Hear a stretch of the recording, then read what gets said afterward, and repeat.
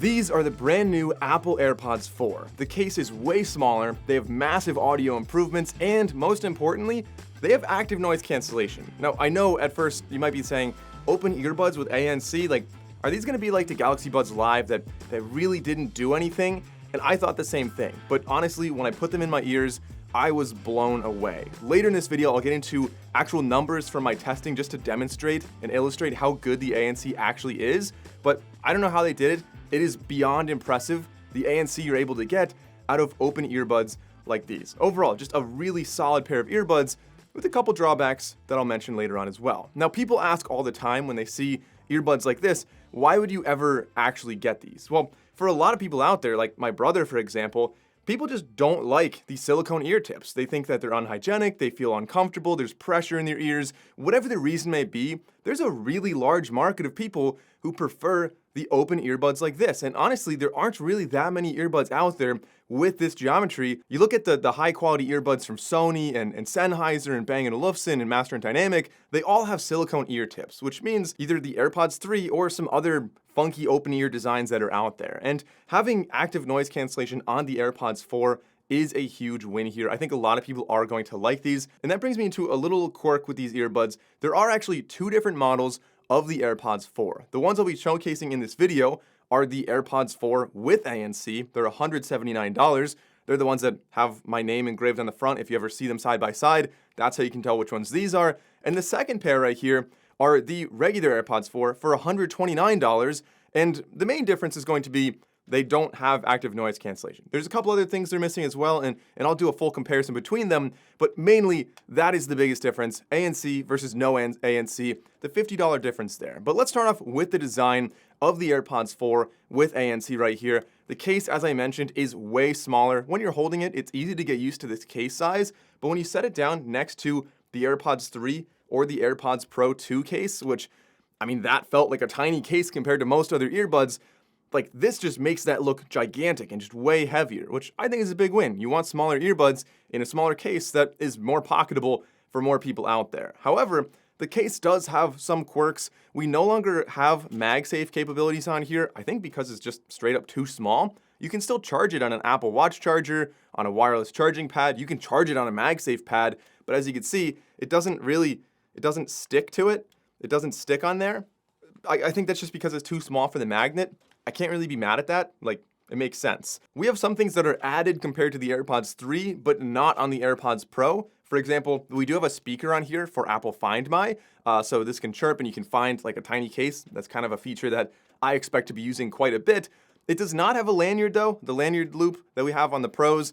I don't use it anyway, but I know a lot of people do, so that could be a slight disappointment here. All right, a really cool feature with the AirPods 4. Because they don't have a physical pairing button on the back, at first I wasn't sure how you would set these into pairing mode. Like Apple devices, you just open it, but say you want to pair it with your TV or a gaming console or like the little screen on the back of an airplane seat. If you want to pair it with any of those, what you do is you open the earbuds, you open the AirPods case, see a little green light, it's amber if your battery's lower. You just double tap right around that region, so you double tap that, it'll flash white. You can see it's flashing white right now. That puts them in pairing mode, and you can pair them with anything you need to. So not just Apple devices, but anything. I think that's pretty cool. Even though at first glance, people are gonna say these are like the AirPods 3.1 or something, they're actually, looking at them side by side, really quite different. I think they are a little bit more comfortable for me. They're meant to be much more comfortable for more ears out there. Obviously, Apple does their huge studies with a lot of different ears, and this is what they decided was going to fit the most ears the most comfortably, and for me, it does work quite well.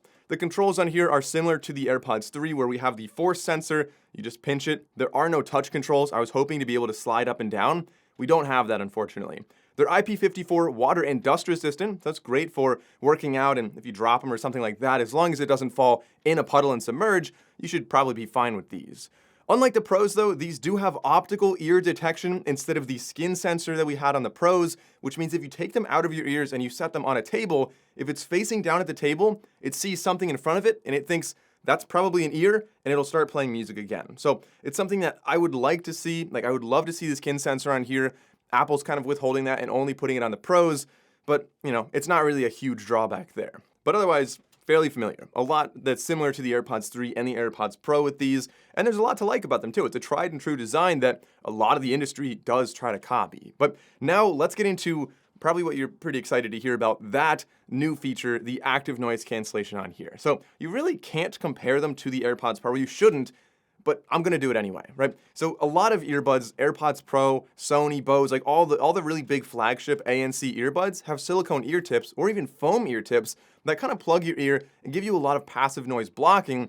And then the active noise cancellation on top of that just works so much more easily because you're already blocking a lot of the sound out with those ear tips. Now these don't have that, but with this new geometry, it does seem to kind of create a better seal in my ear. I can still hear my surroundings, but it does just enough that when you turn the ANC on, you don't have a lot of sound leak coming around it, and instead it really is able to crush a lot, especially with those lower frequencies. So for this, I would really expect to see the best results with lower frequencies, whether that's an air conditioner, a droning sound, even the sound of a jet or a train or something that is a constant lower frequency, as opposed to higher frequencies, voices, things like that, phone ringing, like different things like that won't be blocked as well. It still does compress them a little bit and that helps, but the lower frequencies are the best. And really the numbers that I came up with, if you have these in your ears and you have ANC set to off, anything as low as like 39 decibels as ambient sound, you're gonna be hearing them through the earbuds, like you're gonna hear them around the earbuds. But when you turn on ANC,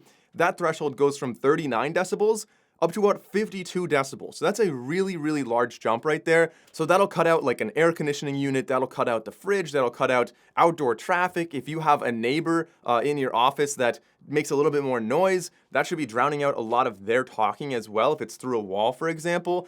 And I think that is really quite impressive considering these are an open pair of earbuds. For reference, the AirPods Pro can increase that to about 60 or 61 decibels. So when you're looking at that, these are definitely not on the same level as the Pros. If you're flying, you're still gonna hear the plane quite well through here, but that is a really substantial difference considering these don't have to have a silicone ear tip in your ear. And probably the best thing, what I would say these actually do better than the AirPods Pro, is actually the transparency. So we still have that H2 chip in here, which is great. That means a lot of the processing we see on the Pros are also going to be happening on these.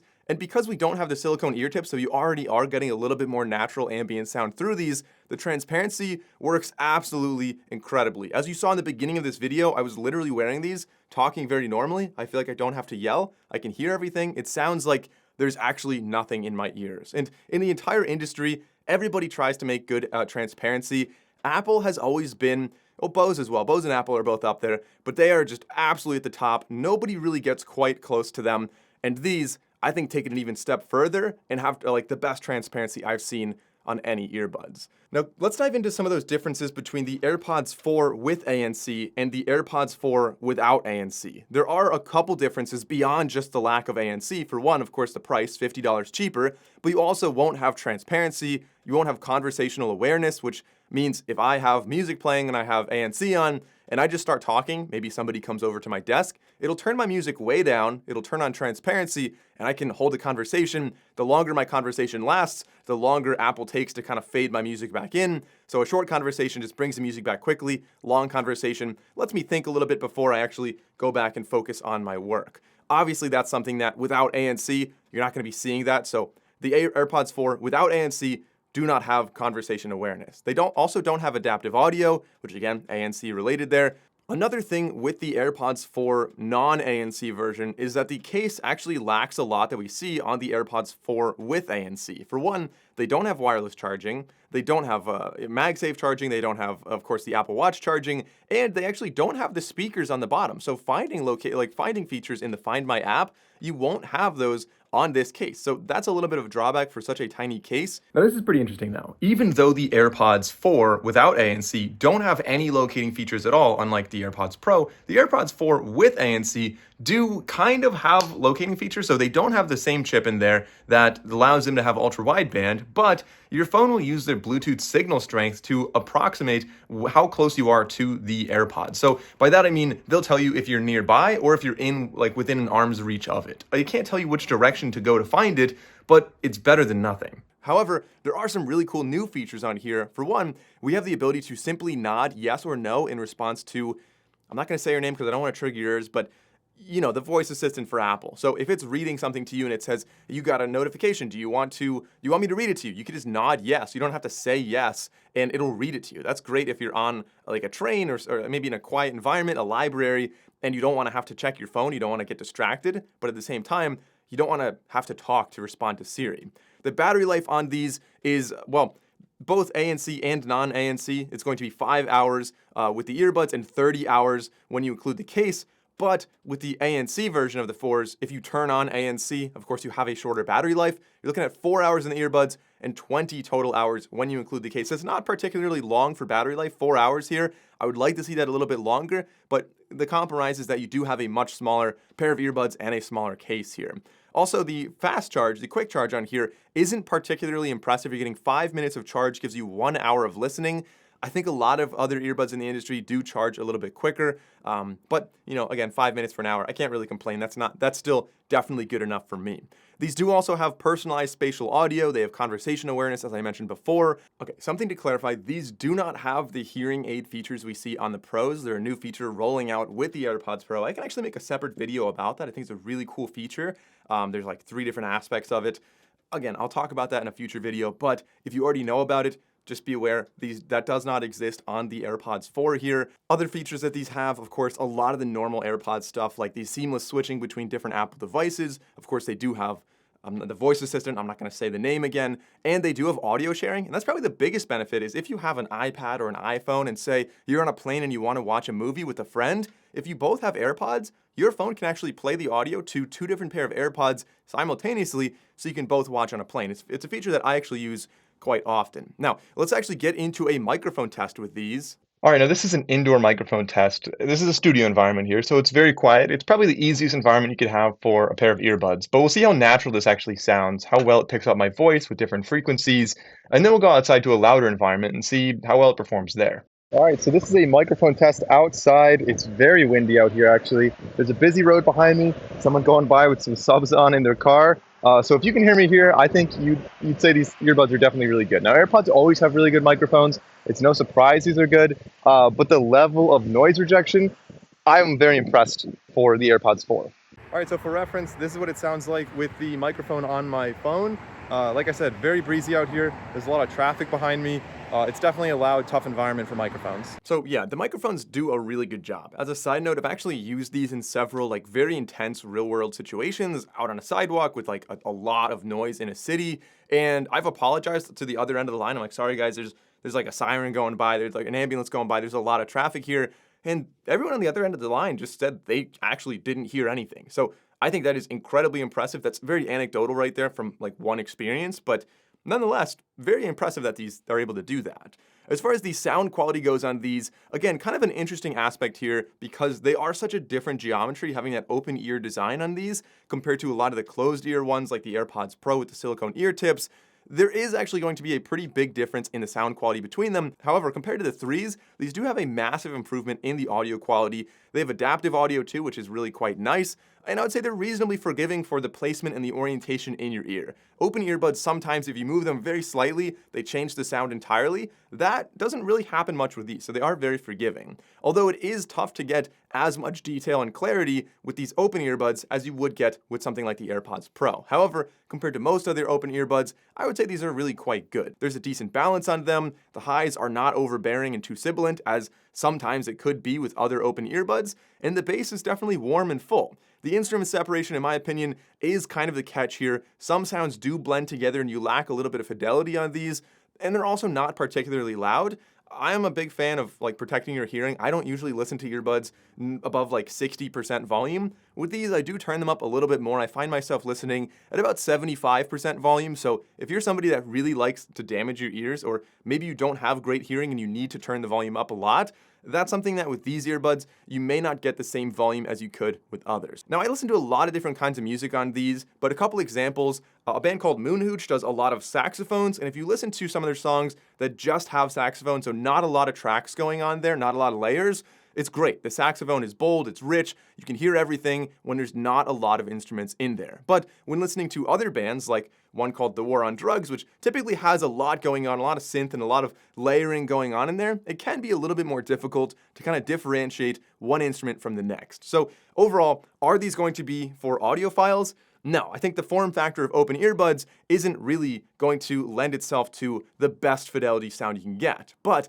the sound quality is actually very, very good considering the geometry of these earbuds. I think they have a nice balance, they're full, they're rich sounding, and I think most people listening to these with most genres out there are really going to enjoy the quality of the AirPods 4 with or without ANC. You're going to get really similar, you're going to basically get the same audio quality on either one of them. So, the AirPods 4, starting off with some positives. The price is very competitive. We're getting a smaller case on these, we're getting a lot of great pro features, and we're getting a very comfortable and hygienic design that a lot of people out there just are, I think it's an underserved market getting that design. So for those people, I think this is going to be a huge win. But the drawbacks, you don't have a slider for volume, you only have pinch controls, you don't have ultra-wideband finding, so they don't have the U1 chip in them, as I mentioned before. They don't have MagSafe. I really can't hold that against them, though. The case is so tiny, which is awesome, that I think it's just too small for MagSafe. I think that's what actually happened there. And there's no lanyard loop either. Again, I don't really care about that. The no pairing button on the case takes some getting used to because I like using that button to pair these to like my TV or I don't know, on a plane, like anything else that you have to pair them to. I think that's kind of nice. So it takes a little bit of getting used to not having that button. And other than that, maybe like the usual AirPods drawbacks, like there's only one color available, there's no EQ, but all things considered, these are a huge step forward, in my opinion, compared to the AirPods 3. The price still $179 with the ANC model and $129 for just the AirPods 4. I think that's pretty incredible. So let me know what you think about the AirPods 4 in the comments down below. Personally, I'm a huge fan, but if you want to see a comparison between these and anything else out there, let me know and I'll gladly do it. Since you enjoyed the video, consider liking and subscribing. I'm Mike O'Brien, and I'll see you in the next video.